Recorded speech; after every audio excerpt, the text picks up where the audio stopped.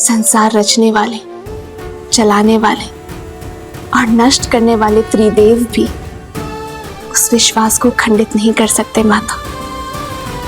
सारे संसार को उसके सामने नतमस्तक होना ही पड़ता है। तुम अद्भुत हो सीता। तुम्हारे आचरण और तुम्हारे विचारों ने मुझे जीत लिया है। तुमने अपने लिए मेरे मन में एक विशेष स्थान बनाया है सीता। मैं तुम्हें कुछ देना चाहूंगी।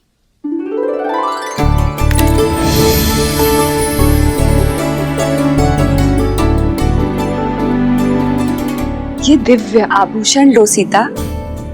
ये मैंने स्वयं देवताओं से प्राप्त किए हैं। नहीं माता, मैं कैसे? माता बोलकर माँ की दी हुई भेंट अस्वीकार कैसे कर सकती हो? माता पिता के दी हुए आभूषण भविष्य में संकट आने पर पुत्री का सहारा बन सकते हैं। ये भविष्य में आने वाले संकट में तुम्हारी सहायता करेंगे सीता।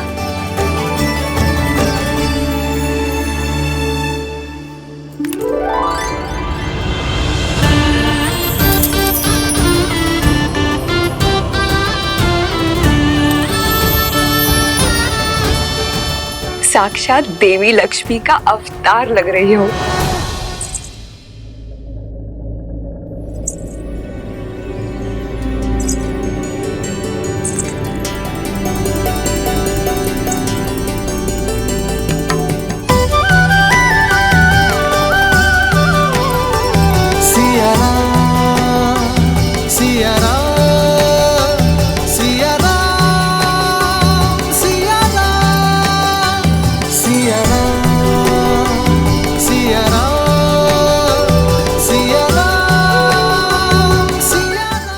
का आग्रह था तो? आग्रह नहीं, प्रेम। माता के घर से कहीं कोई पुत्री खाली हाथ जा सकती है? राम, पुत्री ने माता की आग्रह मानी राम। अब तुम मेरी आग्रह मानो। सीता को दंडकारण्य जैसे भयावह स्थान पर मत ले जाओ। ये उनके लिए सुरक्षित नहीं है। आर्य, मेरी दृष्टि में आपका भय अनुचित है। मैंने स्वयं सीता का तेज और संकल्प देखा है। जिस यात्रा पर ये दोनों जा रहे हैं, वहां सीता को राम की सुरक्षा की नहीं, परंतु राम को सीता के साथ और संकल्प की आवश्यकता है। राम के शौर्य और सीता के पतिव्रता धर्म के साथ ये कोई भी संकट पार कर सकते हैं। ऋषिवर, आपके प्रेम और आतिथ्य का मैं बहुत आभारी हूं, किंतु कर्तव्य की पुकार है, जाना ही होगा। दंडकारण्य के कुछ ऋषियों को मैंने सहायता का वचन दिया था। आस बांधकर उन्हें तोड़ने का महापाप मैं नहीं कर सकता ऋषिवर। विदा दीजिए ऋषिवर, और आशीर्वाद भी। संध्या होने को है। इस बार में दंडकारण्य जाना उचित नहीं है। आज तुम सब यहीं रुक जाओ। कल भोर में नए सूर्योदय के साथ नई यात्रा प्रारंभ करना। जैसे आपकी आज्ञा ऋषिवर।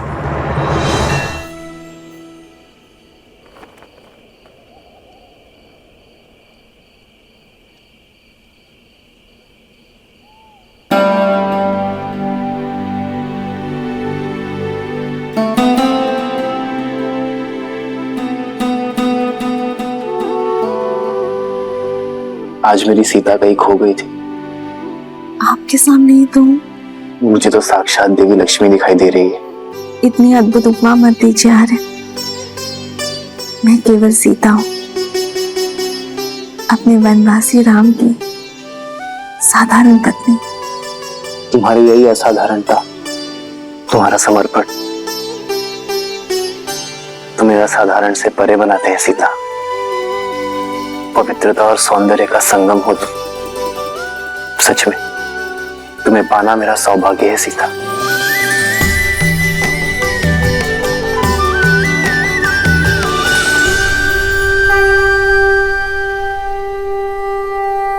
विजयी भव। आयुष्मान भव। राम, एक माता की ये सीख स्मरण रखना, लक्ष्य जितना बड़ा हो मार्ग उतना ही कठिन होता है। अपरिचित संकटों से घिरा है वो स्थान। तुम तीनों की सतर्कता और साथ यही कवच है। एक पल के लिए भी कोई असावधानी मत करना। अवश्य माता।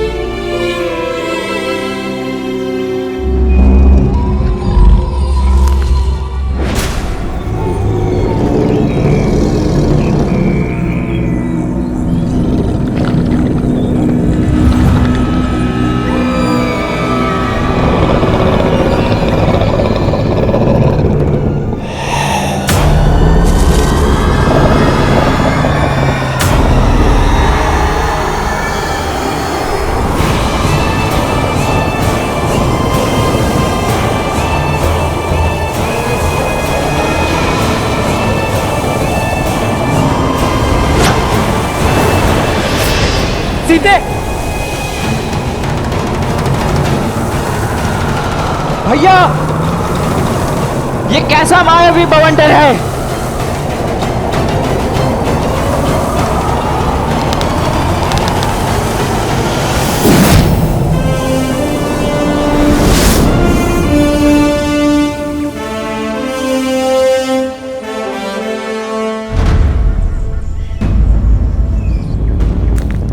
भैया, वो देखिए।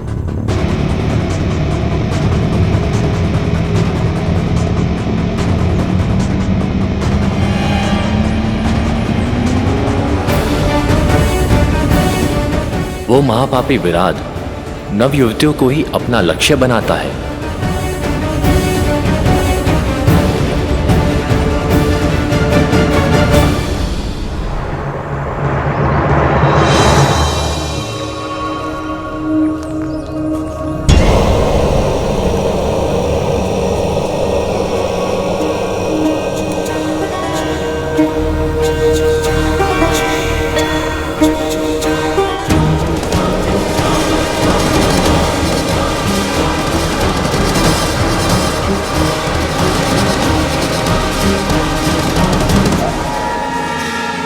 घर की सेना के अंग विराट के आतंक से संपूर्ण दंडकारण्य दूषित है।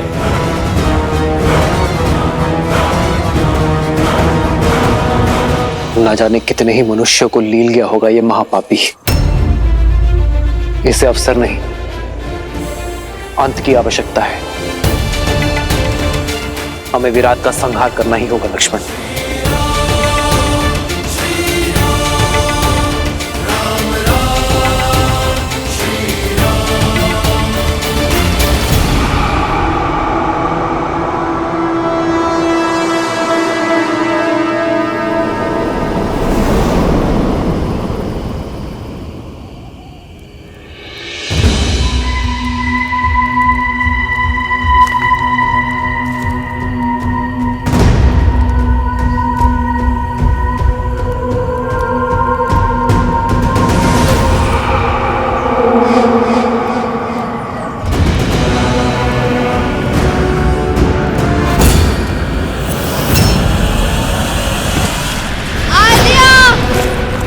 सीते, श्री राम, भैया लक्ष्मण रक्षा कीजिए।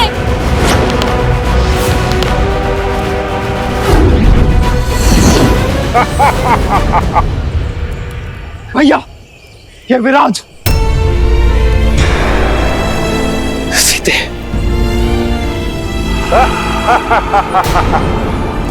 आद्या, भैया लक्ष्मण रक्षा कीजिए।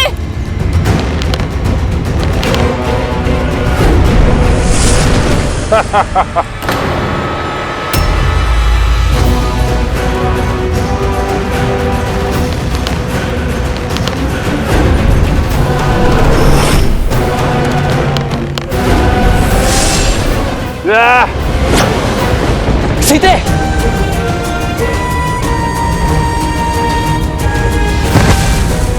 सीते, उठो सीते।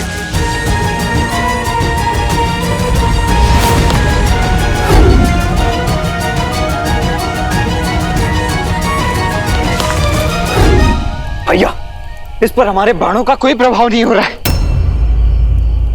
मेरे आहार के बीच बाधा बनने आए हो? पहले तुम्हारा अंत होगा।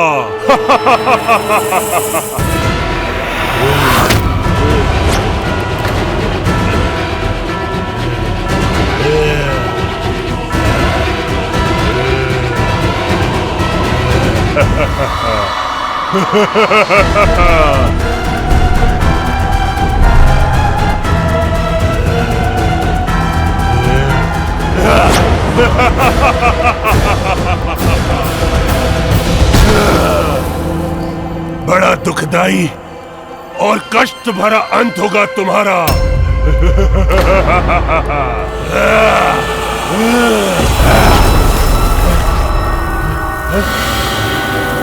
भैया इस दुष्ट पर तो हमारे समस्त शस्त्र प्रभावहीन है।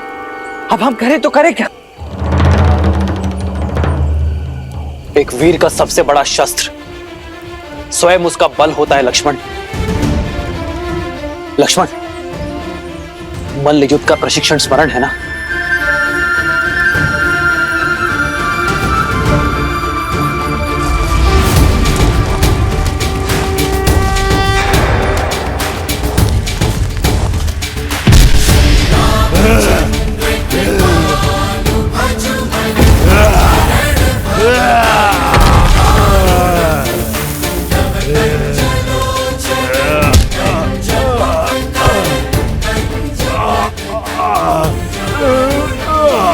मैं ऐसे नहीं मरूंगा।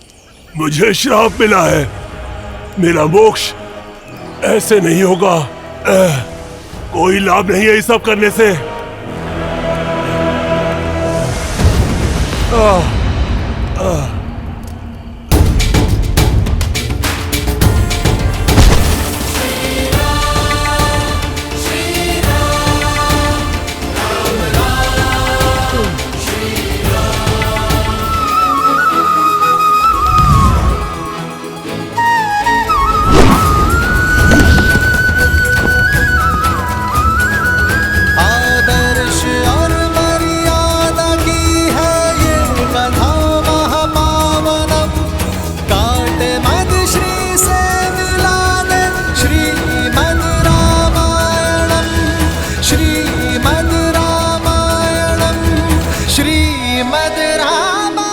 अब धन्य है मर्यादा पुरुषोत्तम राम, आपने मुझे मुक्त कर दिया।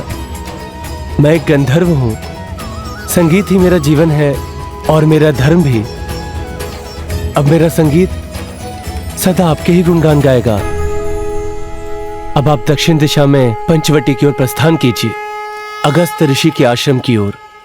दंडक में राक्षसों का आतंक है और राक्षसों का राजा है महाबली लंकेश रावण। रावण के अधर्म और उसके अत्याचारों की कोई सीमा नहीं है।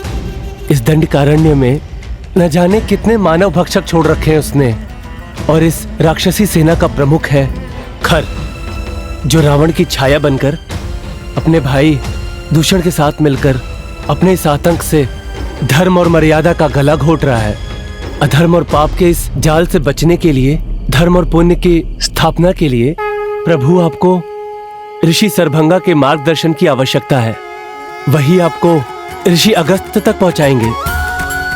केवल ऋषि अगस्त्य ही हैं जो राक्षस राज और उनके अंत के ज्ञाता हैं।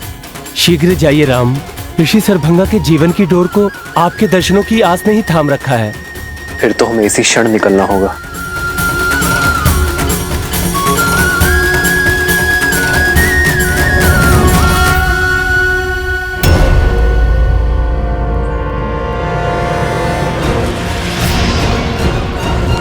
ठहरो लक्ष्मण। भैया, ये अवश्य ही राक्षसों का कोई गुप्तचर है। इससे पूर्व कि ये अपने साथियों को हमारी सूचना दे, मुझे इसका अंत कर देने दीजिए। लक्ष्मण, भागते हुए पर वार करना धर्म के विरुद्ध है लक्ष्मण। और फिर ये कैसे मान ली जाए कि वो गुप्तचर ही है? रघुकुल की मर्यादा और सम्मान उनके वंशजों के शौर्य में है लक्ष्मण, कुटिलता में नहीं। फिर तो हमें इसका पीछा करना चाहिए भैया। अब यही हमें घर तक ले जा सकता है। लक्ष्मण, हमारा उद्देश्य केवल खर का अंत नहीं, संपूर्ण राक्षस राज का अंत है। हमें ऋषि शरभंग के पास जाना चाहिए। उनका मार्गदर्शन हमारी प्रतीक्षा कर रहा है लक्ष्मण। जी भैया। स्वामी, श्री राम की कथा सुनने में बड़ा आनंद आता है, किंतु वनवास के कुछ ऐसे क्षण हैं जो मुझे आहत कर देते हैं। मैं समझता हूं देवी, परंतु वृक्ष की छाया के सुख का आभास तभी होता है जब व्यक्ति कड़ी धूप में अपने तन को बहुत देर तक जलाए। ये प्रसंग संसार के लिए इसलिए आवश्यक है क्योंकि ये संसार को ये शिक्षा देते हैं कि पीड़ा एक बहुत बड़े उद्देश्य की पूर्ति का साधन भी होती।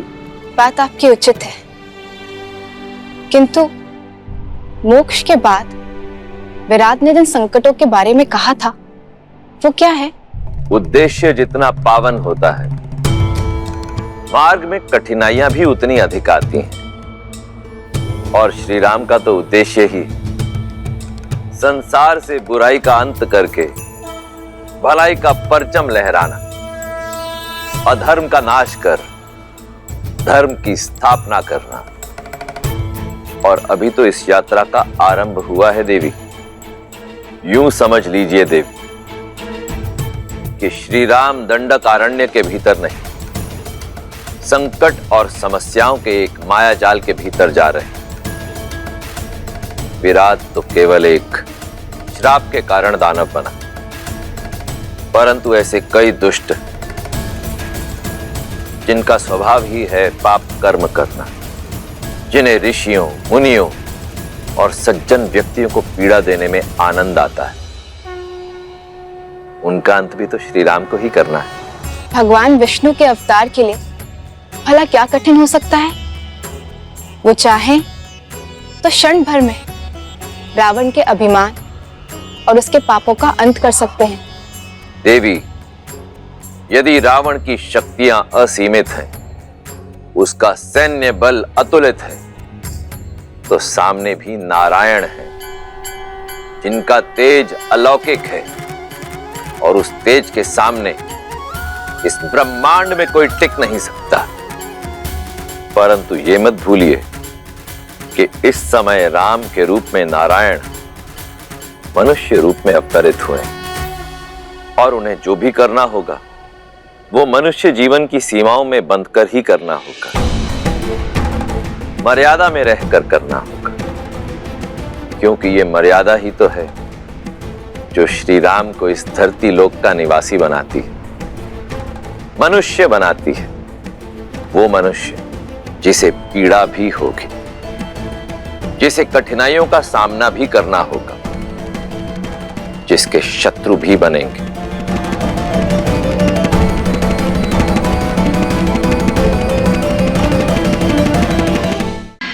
इस समय राम के रूप में नारायण मनुष्य रूप में अवतरित हुए।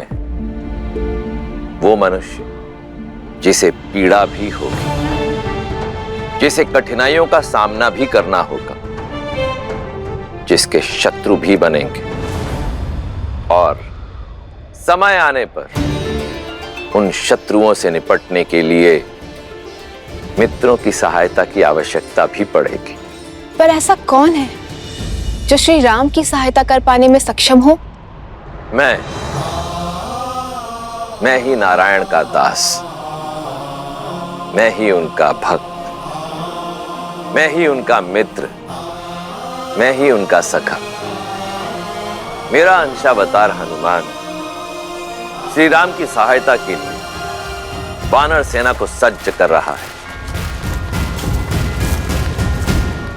अपने गुरु सूर्य के मार्गदर्शन, उनका नेतृत्व करने के लिए सज्ज हो रहा है। उन्हें केवल युद्ध कौशल और रणनीति का पाठ ही नहीं पढ़ा रहा, अपितु आध्यात्म और अनुशासन की शिक्षा भी दे रहा है। परंतु ये तो स्वयं हनुमान भी नहीं जानता कि किष्किंधा पर कितना गहरा संकट आने वाला है।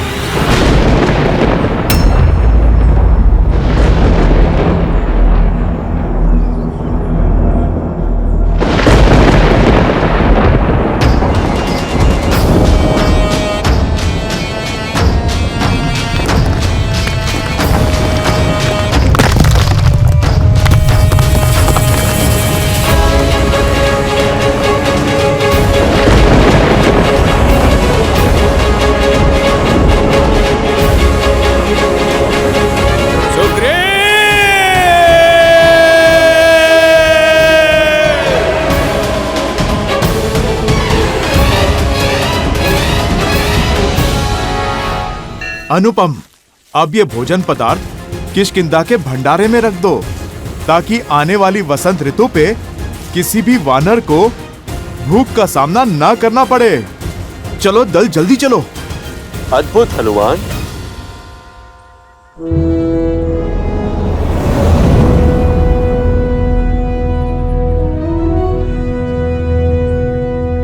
प्रणाम वानर राज सुग्रीव।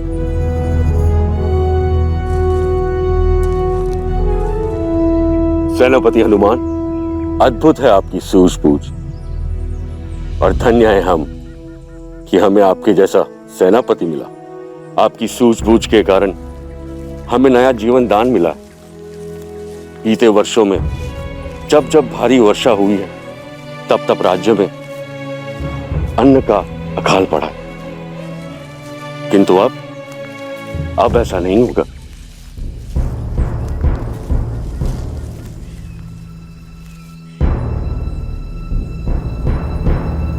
नदी का जल बहुत ही बढ़ा हुआ है। उस पार जाने के लिए जल का स्तर कम हो, उसकी प्रतीक्षा करनी होगी। महाराज सुग्रीव, जो निराशावादी होते हैं वो परिस्थिति अनुकूल होने की प्रतीक्षा करते हैं। जो कर्म पे विश्वास करते हैं वो परिस्थितियों को अनुकूल कर लेते हैं। नल, नील,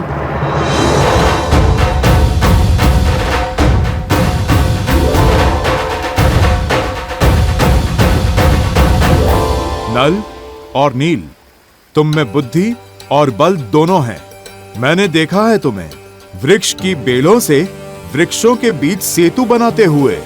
तो चलो आज इस नदी पार हम सेतु बनाते हैं। जो आज्ञा सेनापति।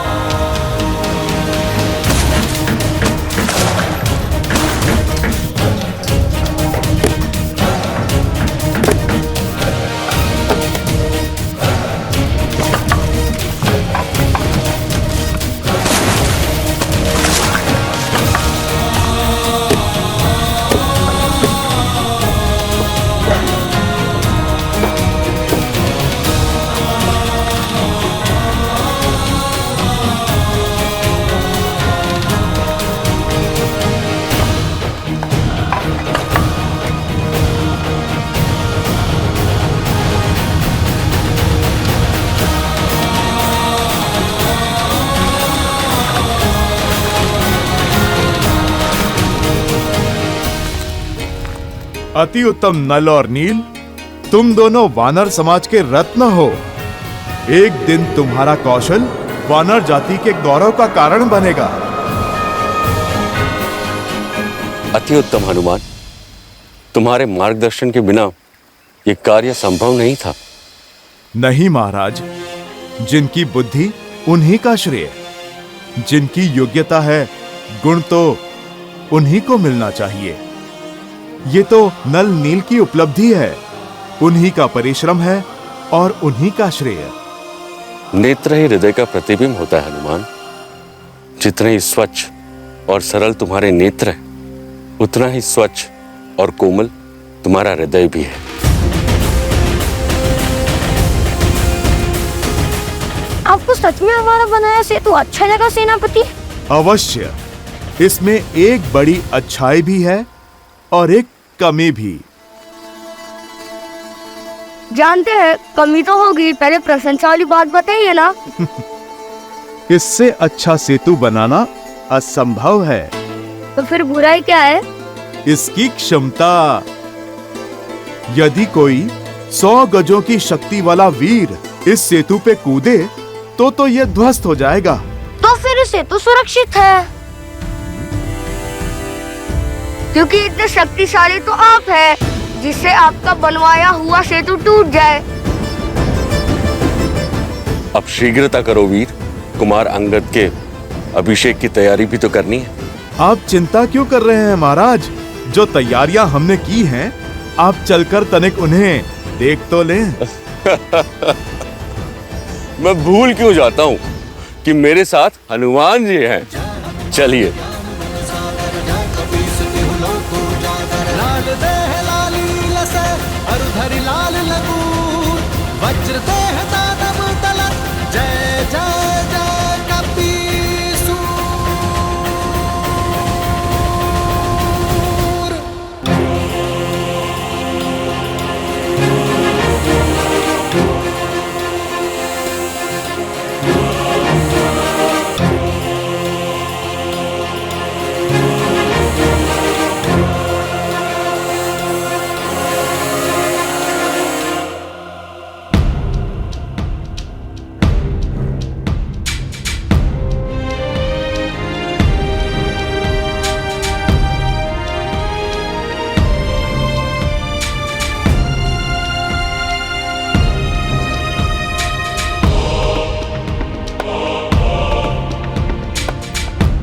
हनुमान, तुमने तो किष्किंधा को स्वर्ग जैसा सजा दिया। सब कुछ कितना सुंदर लग रहा है। स्वयं विश्वकर्मा भी इतनी सज्जा नहीं कर पाते। सुग्रीव!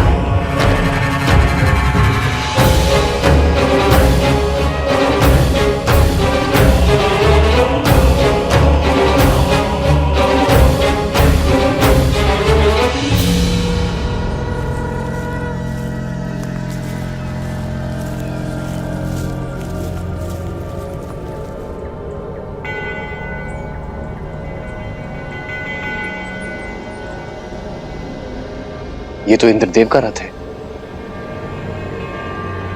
वो अवश्य ऋषि शरभंगा को लेने आए होंगे।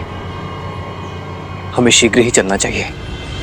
ऋषि सरभंगा से मिलना इतना महत्वपूर्ण क्यों है श्री राम के लिए? श्री राम के जीवन की एक अत्यंत महत्वपूर्ण कड़ी है ऋषि शरभंगा, जो वन में अपनी सांसों की डोर थामे श्री राम की प्रतीक्षा कर रहे हैं, ताकि उनसे भेंट होने पर उन्हें ऋषि अगस्त्य तक पहुंचाकर अपना कर्तव्य निभा सके। अद्भुत है ऋषि शरभंगा की कर्तव्य परायणता, जहां वो अपना कर्तव्य निभाने के लिए स्वयं देवराज इंद्र के स्वर्ग आने की मनुहार को भी कई बार ठुकरा चुके हैं।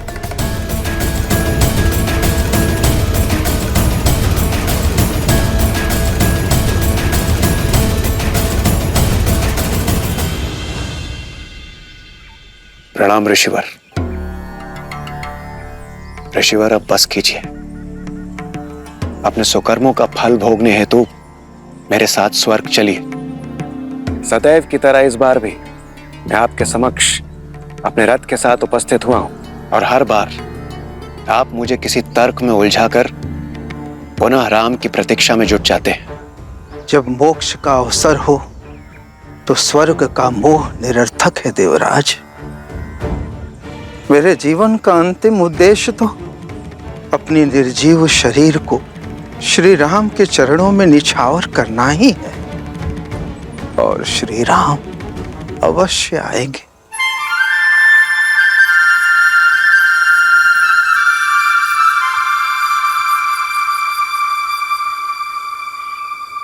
उचित है ऋषिवर, किंतु इस बार मैं रिक्त हाथों से नहीं जाऊंगा। आपको मेरे साथ स्वर्ग चलना ही होगा।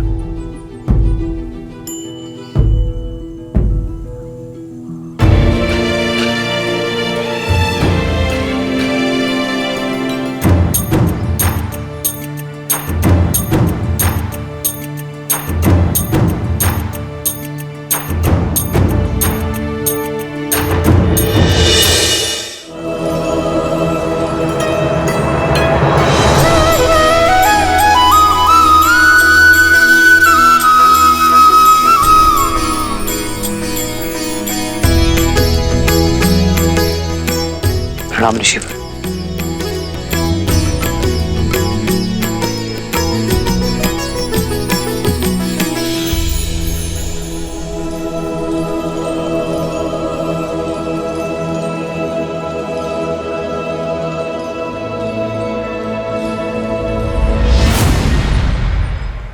बैठिए ऋषिवर, बैठिए। राम, आप आ गए। आपने मेरी पुकार सुन ली। सहस्त्रों वर्ष से आपकी प्रतीक्षा में मर मर के जी रहा हूं। आपके दर्शन की अभिलाषा अपने श्वासों को रोके बैठा हूं, ताकि अपना कर्तव्य निभा सकूं, आपको मार्ग दिखा सकूं।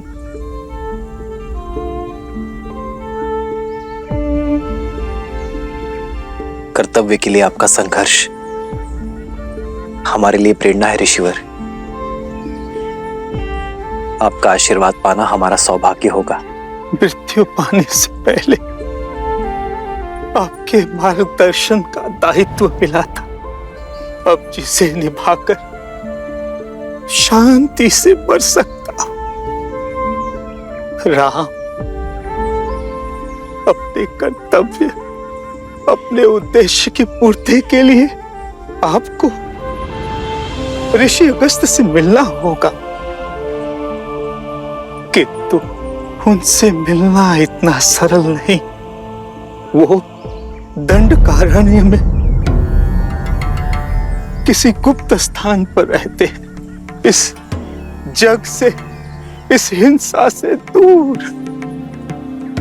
उनकी खोज के लिए सर्वप्रथम उस वृक्ष को खोजना होगा जिसका मुख मनुष्य जैसा है। वही उनका मार्ग बताएगा।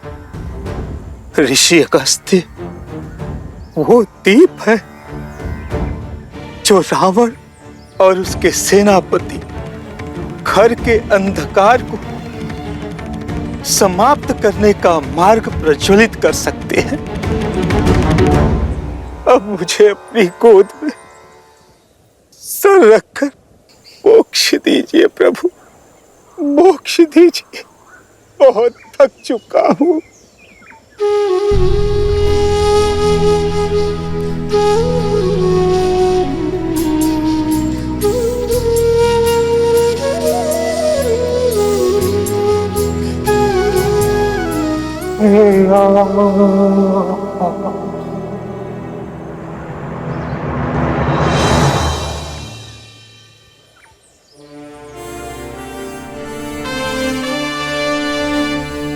ऋषि शरभंगा का ज्ञान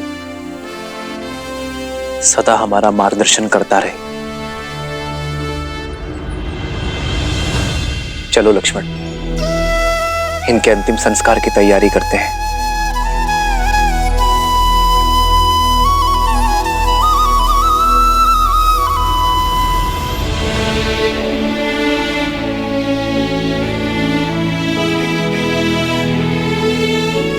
श्री राम, मेरा एक निवेदन स्वीकार करें। मेरे इस रथ को अपने साथ ले जाइए। इस मायावी वन में यह आपका सहायक बनेगा। प्रस्ताव के लिए धन्यवाद देवराज। आप हमारे पिताश्री के मित्र हैं और एक मित्र होने का कर्तव्य निभा रहे हैं, पर मुझे आपके दिव्य रथ की आवश्यकता नहीं है।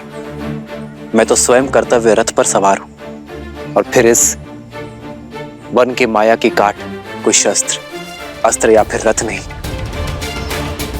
सत्य और सतर्कता है। मैं और लक्ष्मण अपना उद्देश्य अपने बल पर पूर्ण करेंगे। मेरा धर्म मुझे उचित मार्ग छोड़ सरल मार्ग चुनने की अनुमति नहीं देता, फिर चाहे वो कितना भी कठिन क्यों ना हो। मैं वही मार्ग चुनूंगा जो मार्ग नियति ने मेरे लिए चुना है। जैसे आपकी इच्छा श्री राम, किंतु जब भी आवश्यकता होगी और जब भी आप स्मरण करेंगे, मेरा ये रथ सारथी के साथ आपके सम्मुख प्रत्यक्ष होगा। आशा करता हूं सेवा का एक अवसर आप मुझे अवश्य देंगे।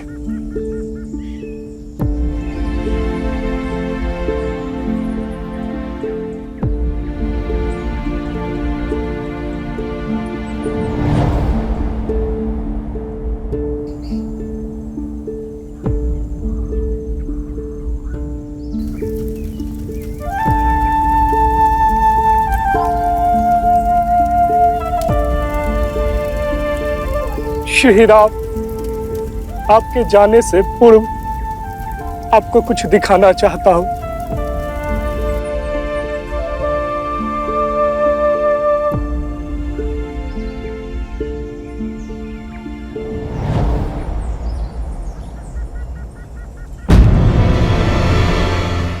ये वायु के साथ उड़ती भस्म किसकी?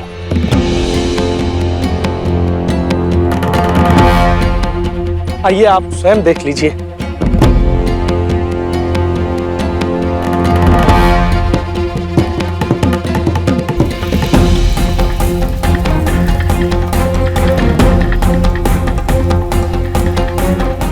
ये उन निर्दोषों की अस्थि भस्म है जो राक्षसों की भूख का शिकार हुए हैं। जब से पहले व्यक्ति को जलाया है, तब से ये अग्नि बुझी ही नहीं है। सदा कोई न कोई नया पीड़ित इसमें भस्म हो जाता है, और अब तो ये भस्म का ढेर इतना विशाल हो गया है, ये कदाचित कभी बुझेगा ही नहीं।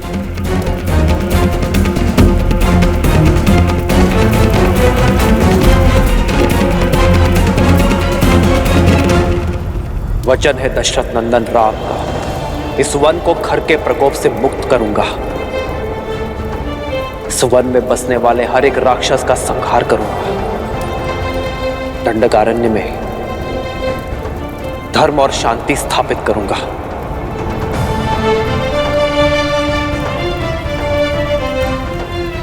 मैं सौगंध लेता हूं, मुझ पर विश्वास करने वाले हर एक जीव की रक्षा करूंगा।